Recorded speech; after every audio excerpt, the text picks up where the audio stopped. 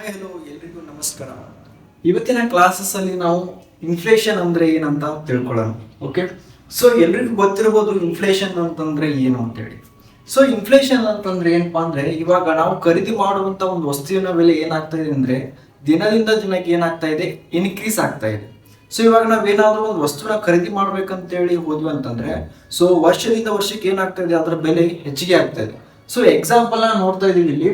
So ಇಲ್ಲಿ example ನೋಡ್ರಿ. So ಇಲ್ಲಿ ನೋಡ್ಬೋದು, ನಾವೊಂದು ಪೆಟ್ರೋಲ್ ನ ತಗೊಳ್ತಾ ಇದ್ದೀವಿ. ಓಕೆ, ಸೊ ಒಂದು ಲೀಟರ್ಗೆ ಎಷ್ಟಿದೆ ಪೆಟ್ರೋಲ್ ರೇಟ್? ಇವಾಗ 100 rupees ಇದೆ. ಓಕೆ, ಸೊ ಪ್ರೀವಿಯಸ್ ನೀವು 10 years ಬ್ಯಾಕ್ ಹೋದ್ರಿ ಅಂತಂದ್ರೆ 10 ವರ್ಷ 15 ವರ್ಷ ಬ್ಯಾಕ್ ಹೋದ್ರಿ ಅಂತಂದ್ರೆ ಅವಾಗ 1 ಲೀಟರ್ಗೆ ನಮಗೆ ರೇಟ್ ಎಷ್ಟಿತ್ತು? 34 ರೂಪಾಯಿಗೆ ಪರ್ ಲೀಟರ್ ಸಿಗ್ತಾ ಇತ್ತು. ಓಕೆ, ಸೊ ಇದು ಪೆಟ್ರೋಲ್ ಮತ್ತೆ ಡೀಸೆಲ್. ಸೊ ಅದೇ ರೀತಿ ಇವಾಗ ನಾವೇನಾದ್ರೂ ತಗೊಳಕ್ ಹೋದ್ವಿ ಅಂತಂದ್ರೆ ಸೊ ಇವಾಗ ಎಷ್ಟಿದೆ ಅಂತಂದ್ರೆ ಪರ್ ಲೀಟರ್ಗೆ 100 rupees ಇದೆ. ಹೌದಾ? ಸೊ ಏನಾಯ್ತು ಇಲ್ಲಿ? ಇನ್ಫ್ಲೇಷನ್ ಅನ್ನೋದು ಜಾಸ್ತಿ ಆಯ್ತು ಅಂತೇಳಿ ಅರ್ಥ.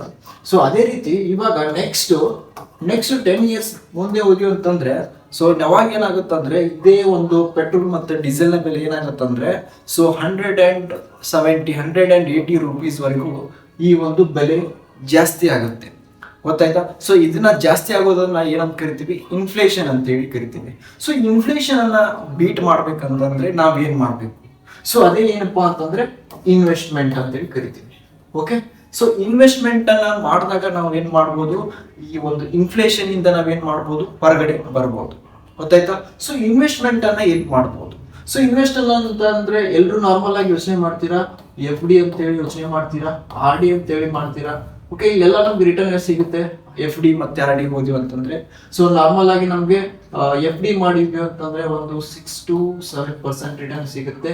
ಸೊ RD ಮಾಡಿದ್ರೆ ಅದರಲ್ಲಿ ಸೇಮ್ ಅದು ಕೂಡ ಎಷ್ಟು ಬರುತ್ತೆ? 7 ಅಥವಾ 8% ನಮ್ಗೆ ಒಂದು ರಿಟರ್ನ್ ಸಿಗುತ್ತೆ. ಗೊತ್ತಾಯ್ತಾ?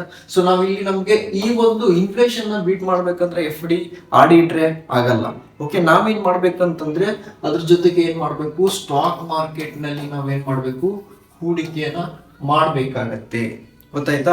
ಸ್ಟಾಕ್ ಮಾರ್ಕೆಟ್ ನಲ್ಲಿ ನಾವು ಹೂಡಿಕೆ ಮಾಡೋದ್ರಿಂದ ಸೊ ನಾವೇನ್ ಮಾಡ್ಬೋದು? ಇನ್ಫ್ಲೇಷನ್ ಅನ್ನ ಬೀಟ್ ಮಾಡ್ಬೋದು. ಹೇಗೆ ಬೀಟ್ ಮಾಡ್ಬೋದು ಅಂತೇಳಿ ನೆಕ್ಸ್ಟ್ ವಿಡಿಯೋದಲ್ಲಿ ನಿಮ್ಗೆ ತಿಳಿಸ್ಕೊಡ್ತೀನಿ. Thank you so much.